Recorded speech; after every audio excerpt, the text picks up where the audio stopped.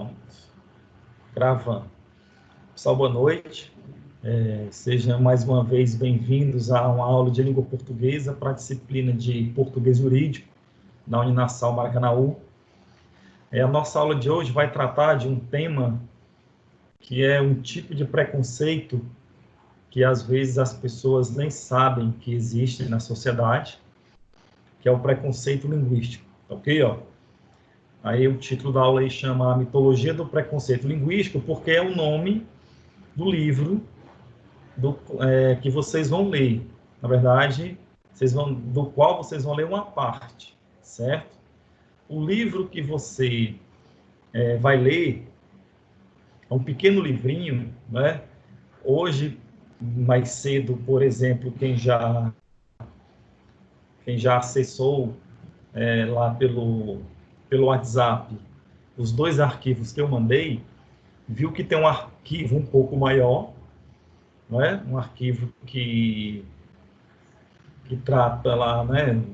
Que é um livro, na verdade, e tem um outro que é esse slide. Assim, o Camilo já tinha me perguntado aqui há alguns minutos sobre o PDF de cento e tantas páginas. É um PDF um pouco longo, pessoal, mas deixa eu logo ir adiantando para vocês. Aquilo ali é um livro no formato pocketbook, é um livrinho. Aquele livrinho pequeno de bolso. Então, aquelas cento e tantas páginas, elas não são cento e tantas páginas de um documento em PDF, entendeu? É um livro de uma leitura bem rápida. Quem está no Instagram aqui, eu vou mostrar para vocês, ó. A Vanessa aqui também entrou, né? Deixa eu mostrar para vocês aqui como é que livro é esse, ó, pessoal, mas todo mundo vai conseguir ver. Deixa eu compartilhar aqui minha área de trabalho, tá aqui. O livro é esse, ó. Esse livrinho aqui, tá certo? É um livrinho pequeno, aí ele tem 3 capítulos, ó. Na verdade, 4 unidades, né? Ele chama aí a primeira unidade, ó. Deixa eu aproximar aqui. Tá aqui, tem aqui assim. Ó. Essa é a primeira unidade, a mitologia do preconceito linguístico. Tem 8 mitos. Vocês vão ler só essa primeira parte aí.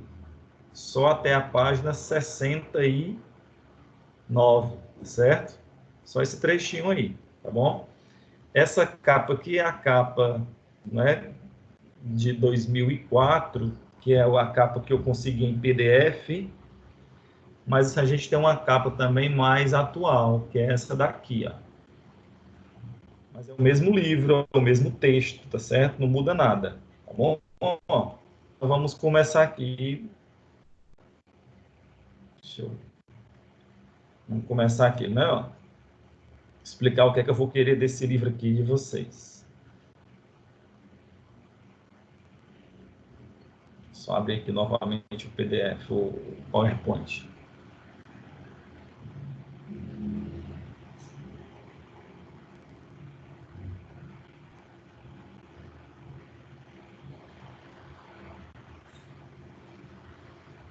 Pronto.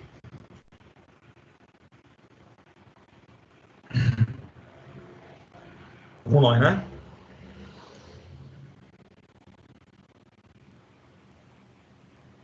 Deixa ele carregar aí.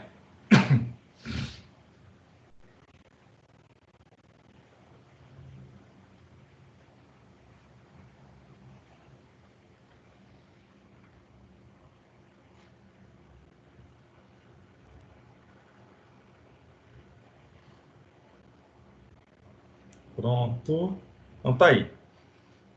A Mitologia do Preconceito Linguístico é uma obra de um autor chamado Marcus Bagno. A pronúncia original do nome dele é Bagno, né? Porque esse Bagno é do italiano, mas a gente vai chamar aqui de Marcus Bagno, tá bom? Vamos aportuguesar a pronúncia do nome dele, tá certo? O Marcus Bagno é um professor, hoje em dia, da Universidade de Brasília. Ele é um professor radicado em Brasília, mas ele é nordestino, ele tem origem pernambucana. E ele escreveu esse livro para fazer uma reflexão a respeito de um tipo de preconceito que até então as pessoas nem se davam conta que ele existia dentro do âmbito acadêmico. A gente ouvia muito falar, né? A gente já deve ter passado por isso, de ter percebido que quando as pessoas viajam para o Sudeste e são nordestinas, elas acabam em uma situação ou outra tendo a língua ridicularizada. As pessoas pensam que a nossa maneira de falar aqui do Nordeste, mais especificamente aqui do Ceará, é uma linguagem errada, é uma linguagem engraçada.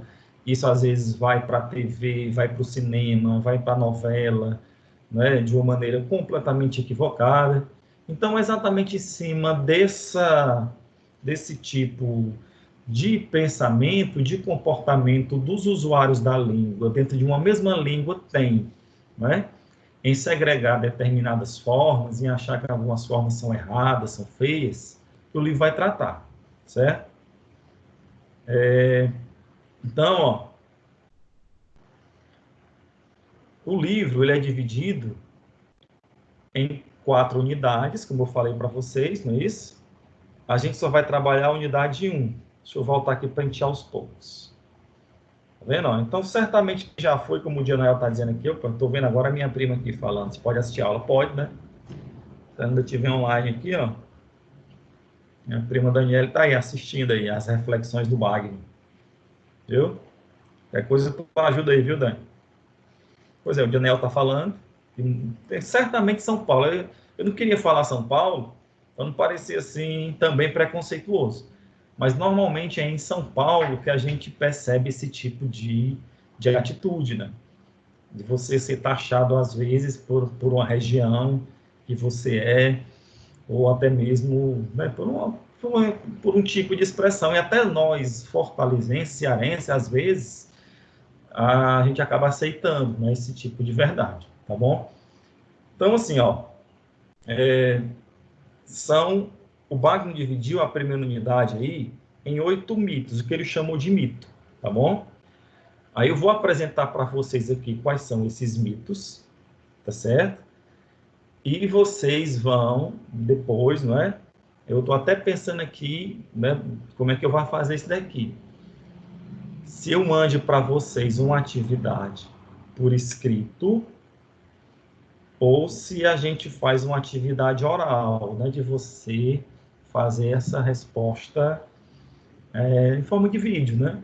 Tinha pensado nisso também, certo? E você gravava um pequeno vídeo de 5 minutos, mandava para depois a gente assistir aqui, mas vamos ver aqui sobre os vídeos, depois a gente decide isso, certo? Tem 12 alunos online ali no Microsoft Teams, e só tem 2 assistindo aqui, né? Acho que alguém caiu a conexão. Não tem mais, tem 4 agora. 2, fica oscilando, né? Então vamos lá. Ó. Primeiro mito. A língua portuguesa falada no Brasil possui uma unidade surpreendente. Segundo mito.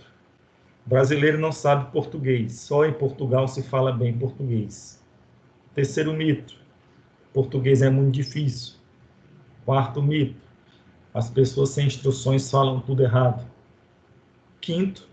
O lugar onde melhor se fala português é no Maranhão. O certo é falar assim porque se escreve assim. É preciso saber gramática para falar e escrever bem. E o domínio da norma culta é um instrumento de ascensão social.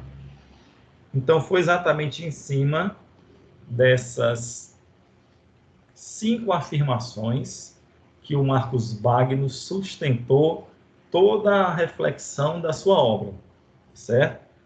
Então, a partir daí, ele vai começar a refletir, será mesmo que o Brasil desse tamanho só tem uma única forma de falar, certo?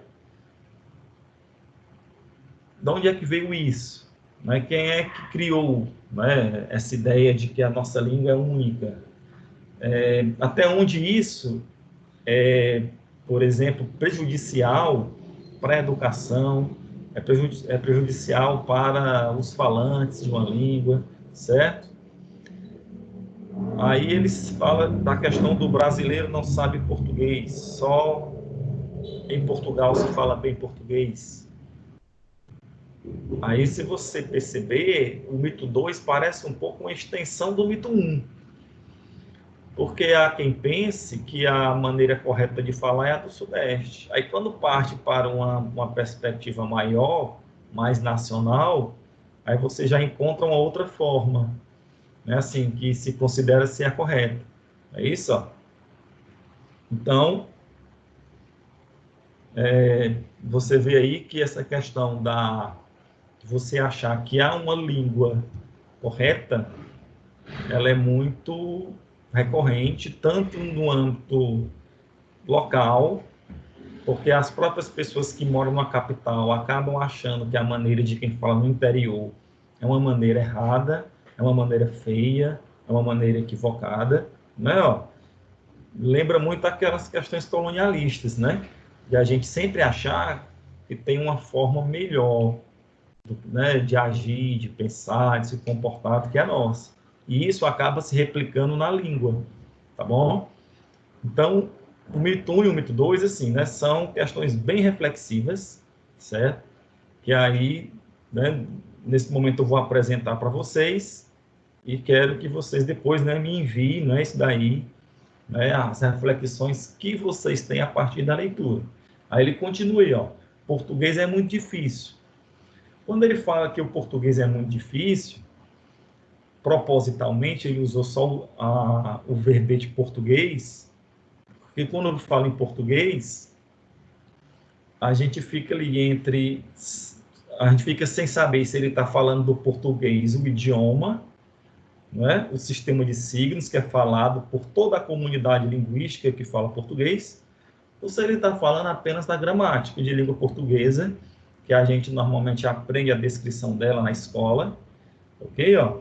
Então, essa ideia de que português é muito difícil, se você perceber, ela vem exatamente dessa dificuldade de eu saber deixar claro, quando eu falo português, de que português eu estou falando. Se é do signo de uma maneira geral, se é da língua de uma maneira geral, ou é só da sua manifestação gramatical, tá bom? As pessoas sem instrução falam tudo errado. Aí você vê que aí no 4 ele já tende para uma questão bem assim, bem educacional, isso, como que se eu conseguisse dizer que quem não tem instrução não ia conseguir falar, não ia conseguir se expressar, certo? Então, ó, peraí que o PowerPoint aqui, certo? Então, eu afirmar que as pessoas sem instrução falam tudo errado, me faz pensar que só vai conseguir falar português quem passou pela educação formal. É claro que nós temos aí, né, dentro de qualquer língua, exemplos muito específicos, muito pontuais, de uma pessoa ou de outra, que mesmo sem nunca ter sentado no banco de uma escola, sem nunca na vida ele saber o que é um sujeito, um predicado, uma oração subordinada, substantiva, objetivo, direta, ele se expressa muito bem. Às vezes se expressa até melhor do que aquelas pessoas que têm todo esse domínio da nomenclatura gramatical, certo? Ó, então veja,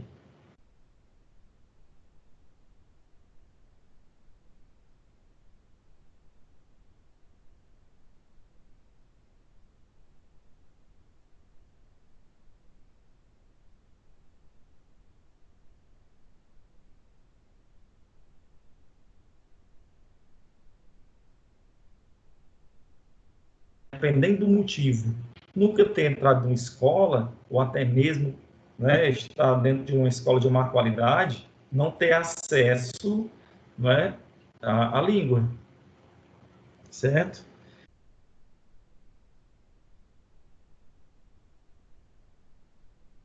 Econômica também, certo?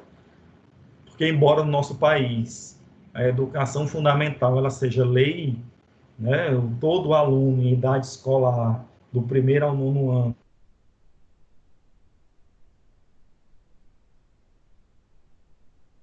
sofre algumas sanções, não tem acesso, né, aos direitos, mas ainda tem uma grande parcela da nossa população aí que não tem acesso à educação, certo? Aí o mito 5 aí, ele vai dizer se o lugar onde melhor se fala português é no Maranhão. Isso aí, hoje em dia, até que já está meio em desuso, mas durante anos e anos se achava que a maneira de falar do maranhense era a maneira mais correta. Aí você vai ler no livro aí do Magno, por que ele diz isso? Porque como a maneira do Maranhão é uma maneira que se aproximava muito da maneira de falar dos portugueses, a gente tem essa ideia, né? Essa falsa impressão de quem fala muito próximo do sotaque do português de Portugal está falando corretamente, certo? Então, assim, ó, aí é aquela relação histórica de a gente, enquanto colonizado, achar tudo aquilo que vem da metrópole o correto. Aí você tem uma série de exemplos, não é? No começo da formação do povo brasileiro, né? A começar, por exemplo, da vinda da família real, em 1800, né? Em 1808 para o Brasil, ela, quando chega no Rio de Janeiro, ela acaba traçando uma série de costumes que os fluminenses, na época, né? Cariocas, achavam que era a maneira mais correta de se vestir, de cortar o cabelo, de se expressar, certo? Aquela mesma relação que a gente aqui no Brasil tem, por exemplo, né, com os distritos, com a sede, a mesma relação que a gente tem, por exemplo, do interior com a capital, do Nordeste com o Centro-Oeste, certo? Então, assim, normalmente aquilo que as pessoas acham que é melhor é aquilo que a gente imagina que vem de cidades mais desenvolvidas, certo? E são visões, assim, bem naquela perspectiva de que eu sou inferior e tem alguém melhor do que eu, ok? Tem uns comentários aqui no Instagram falando assim, percebe-se que a questão do falar... Peraí que correu aqui. Exatamente. Né? Nas novelas aparecem muito alguns cariocas, alguns nordestinos com a fala que nunca é muito própria da gente, né?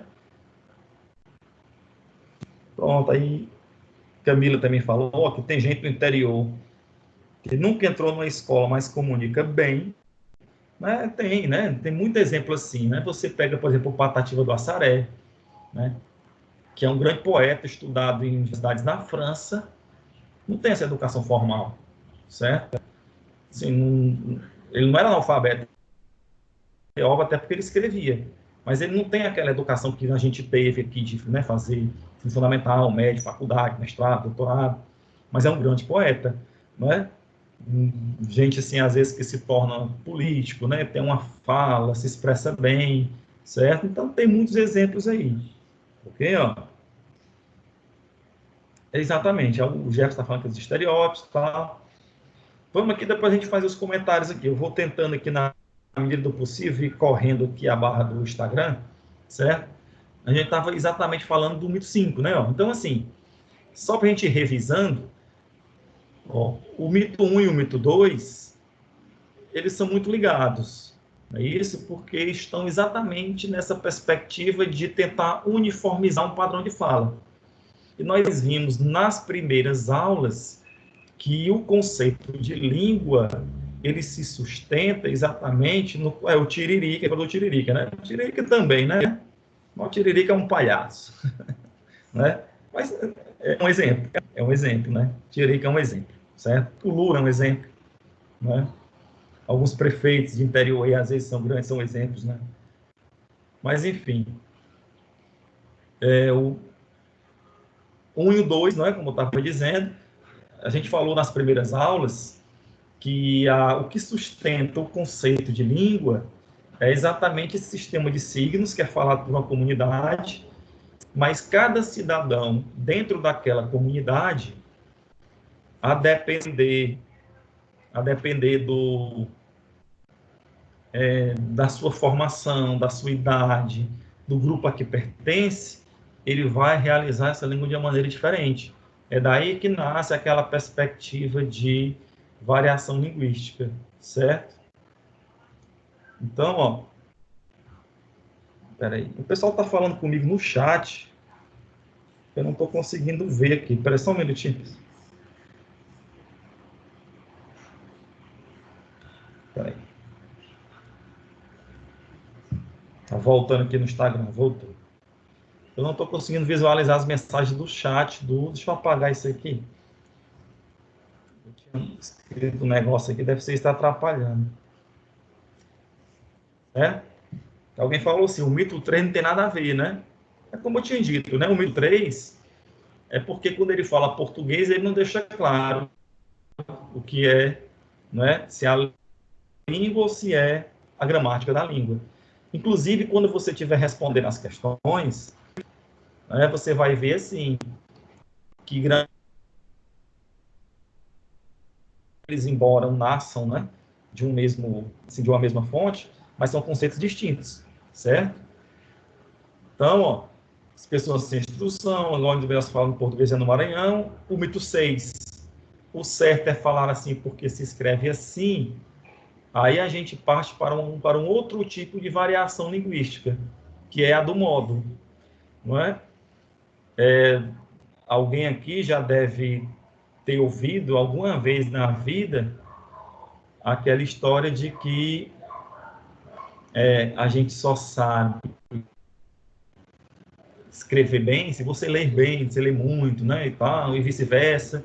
Mas assim, pessoal, em se tratando de fato de língua, como a gente chama na linguística da pragmática, né, do uso efetivo da língua em qualquer situação, quando eu utilizo a língua escrevendo, quando eu preciso me sentar na frente do computador para produzir um texto, uma questão, né, para produzir um relatório, para produzir um inquérito, né, para escrever um texto, né, impresso, a forma que eu trato a língua é completamente diferente quando eu preparo, por exemplo, uma aula, uma palestra, quando eu vou fazer uma ligação com uma empresa de telefonia, porque a manifestação oral da língua, ela é de uma forma, a manifestação escrita é de outra, certo? A gente se depara muito com isso naquelas situações, né? Alguém já deve ter passado por isso também, quando fazia lá a escola regular, né? Daquelas atividades que o professor pede que o aluno apresente, né? Assim, você vai apresentar um trabalho, um seminário, seria o que é o seminário hoje na faculdade, né? Mas nos colégios tem muito disso.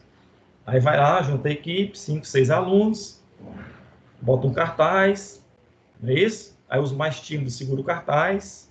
Se o trabalho for no computador, o mais tímido fica passando os slides, né, assim? Mas sempre alguém fica responsável por falar, por ir lá para frente e apresentar o trabalho. Tem muita situação de aluno que decora um pedaço de texto, chega lá na frente e diz tudo aquilo que decorou, não é? Na verdade, se eu só ler o texto em uma situação de fala, ninguém presta atenção. É isso? Porque a situação de fala é uma situação que eu preciso estar interagindo, estar ouvindo, não é? As coisas ali são em tempo real, não é? A situação ela vai acontecendo, né? A partir a minha fala, ela vai se modificando a partir do momento que eu escuto alguém falar, que alguém faz uma pergunta, não é isso? A expressão dos alunos, então tudo vai mudando, ok? Então, falar e escrever, certo? Tem que ficar muito claro para vocês a partir de hoje. São duas manifestações diferentes da língua, não é a mesma coisa, ok? Ó, aí continua. É preciso saber gramática para falar e escrever bem, o domínio da norma culta é um instrumento de ascensão social. Então, assim, são 8 afirmações, a partir das quais, certo? Você vai, né, criar uma sustentação teórica. Eu coloquei aqui só o primeiro trechinho, né? Que aqui é a visão do Bagno.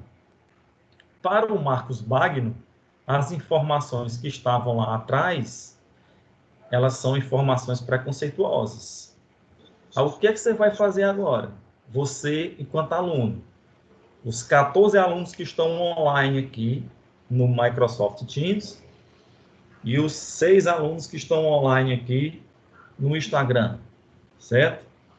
Eu não quero, nesse momento, agora, que vocês, como cegos, né, como aquele burrinho ceguinho, né, vão ler o livro do Wagner e reforçar tudo que ele diz, certo? Eu quero que vocês leiam esse livro, mas esse pedaço de livro, né, não é o livro todo. Eu postei o livro todo, mas você vai ler só um pedaço, certo? Eu quero que vocês façam uma leitura reflexiva, ok? Eu vou virar aqui as câmeras para mim, certo? Acho que a gente não vai mais precisar aqui do PowerPoint, não. Eu vou falar aqui olhando para vocês. Está aqui assim. Deixa eu fechar aqui, peraí. Deixa eu fechar aqui também no... Só um instante. Agora deu, né? Aqui, pronto. A minha mãozinha, ó. Olha o que é que segura o celular aqui, ó. Tá vendo aqui a tecnologia? Isso aqui a Globo não mostra. Né? A minha luz aqui é uma luminária. Olha aí, ó, os bastidores aqui da aula, né? Mas vamos nós aqui, certo? Fica com a mãozinha na mão, tá bom? Os dedinhos do Mickey. Então, assim, galera, vocês vão ler esse pedaço de livro aí, esse trecho, tá bom? Se quiser ler o livro todo, pode ler, mas a gente só vai precisar que você leia só até o mito número 8, tá bom? Existem aí, a Alberga achou bom, não foi a mãozinha? R$5. Vocês vão ler, né? Esse pedacinho aí de livro, aí vão responder umas questõezinhas. Só que dessa vez, aquilo que está postado lá no Google Docs, eu também usei o Docs, não está objetivo, não está ABCDE, certo? São questões assim bem reflexivas, certo? Eu vou até mostrar para quem está aqui na plataforma Microsoft Teams essas questões, ó. Acho que dá, quem está na plataforma consegue visualizar, né? Ó, tá aqui. Vou mostrar aqui para quem está no Instagram também, ó. É assim, ó. Tá vendo aqui, ó? A mitologia do preconceito linguístico. Mesmo jeito, vai botar o e-mail, vai escrever o nome. Aí eu coloquei a capa do livro atualizada, certo? Ó. Não é questão não, certo? Você pode até clicar aqui, mas isso aqui não é questão não. É porque eu queria colocar a capa e a maneira que eu encontrei foi essa. Pois é, Camila, mas também não precisa entregar, né? Não precisa entregar não, viu? Ó, Camelou mesmo. Tá aqui, ó. Aí são 8 questões. Deixa eu explicar a primeira questão, que todas as outras são muito semelhantes. Veja aqui, ó. Deixa eu marcar aqui assim para você. Essa primeira aqui, ó. Um minuto. O pessoal que está no Microsoft tá com a tela, tá? Alguém liga o microfone e diga só sim ou não. Acho que tá, né? Senão vai Eu não ficar no tô vendo YouTube. não no Microsoft, só no Instagram. Ah, tá. Mas no Microsoft não vê não a tela? Aqui pra mim não tá aparecendo não. Não sei se é o meu, Né? se é dos outros também. Mas enfim, vai ficar gravado lá no YouTube, né? Mas tá aqui, ó. Para quem está visualizando, as questões elas são assim, ó. São, como eu lhe falei, são 8 questões sobre os mitos e tem uma última questãozinha lá que é só para você botar VOF.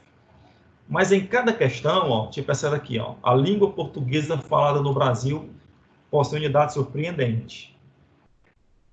Veja que tem, né, umas orientações aqui, ó. Dentro da questão tem outras questões, ó. Deixa eu botar aqui a mãozinha do Mickey para apoiar, sei lá na mão aqui.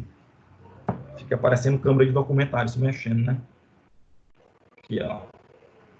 Aí ele pergunta assim, ó, por que Marcos Wagner, não, por que para Marcos Wagner esse mito da educação? Posicione-se a respeito da seguinte afirmação da Ribeiro. Então, tem várias perguntinhas dentro da mesma pergunta. Então, ó, em cada questão, você vai escrever aqui um pequeno texto. Eu não vou dizer a quantidade de linhas, nem de caracteres, vai ficar a seu critério. Quando você achar que você conseguiu contemplar as perguntas, você envia, certo? Ó, então, tá aqui. São todas nesse estilo aí, ó. São questões discursivas, ok? Não é subjetivo, porque você não vai dizer só o que você acha, né? São discursivas porque você vai ler um texto e vai refletir sobre. E tem essa última aqui, ó. Aí você vai marcar aqui um Vzinho onde você achar que é verdadeiro, certo? Aí envia, tá bom? Bota o e-mail, tal, envia. Tá ok? Funciona assim. Então, ó, essa atividade aí é uma atividade um pouco mais longa, aí você vai ficar a semana toda para você fazer, tá certo? Deixa eu ver que dia é hoje. 14, dia 21. Tem um feriado esse mês, né? Eu tô sem calendário aqui. Sim, sem calendário com feriados, né? Mas eu acho que... Não, o Jefferson falou que é igual ao Enem. Não, é melhor do que o Enem isso aí, viu? Porque o Enem é texto para você ler e marcar, né? Porque você vai ler e vai responder, tá bom? Tranquilo? Aí o Cleiton pediu para postar no grupo. Vou postar já, viu, Cleiton? Já postar no grupo, sim. Vou começar postando aqui no chat da reunião, né? Porque tudo tem que ser postado primeiramente aqui. Aí depois eu vou postar... Peraí, tem gente falando comigo aqui, deixa eu só...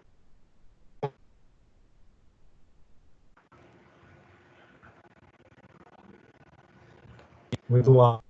Ó, tem umas coisas aqui. Ó. Boa noite, a Nicole falando comigo 3. O seu de abordagem textual, já caminhei para a plataforma possível. Eduardo, tu tá na plataforma aí, não é? Liga o microfone e tá falando assim, da correção de eu fazer a correção coletiva ou de alguma digitação lá?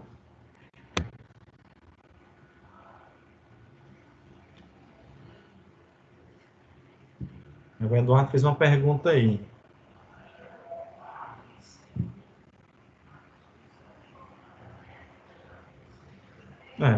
Depois eu vejo contigo, Eduardo, essa questão aí, porque assim, as atividades, né, se estiver falando de correção coletiva, não sei se o Márcio já mandou para vocês, o calendário das nossas provas de AV2, né? Aí, na aula de revisão e uma aula antes da revisão, qual é a minha intenção? É fazer a correção coletiva, assim, em forma de vídeo, né? Não sei se a gente vai voltar mais para a sala presencial, daquelas questões, né, que vocês foram fazendo. Eu não dei um feedback ainda de colocação pronominal, modalidade de gênero, tem uma outra também, a de crase, tá certo? Porque quando eu as coloco,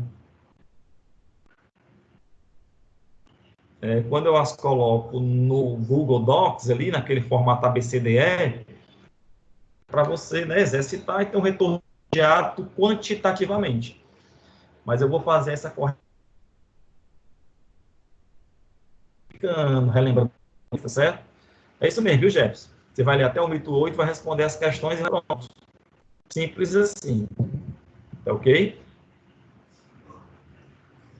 Eu vou só finalizar a gravação aqui do Microsoft Teams, mas eu vou continuar aqui online, viu? É só para, quando eu for postar no YouTube, não ficar muito grande. Mas a gente continua.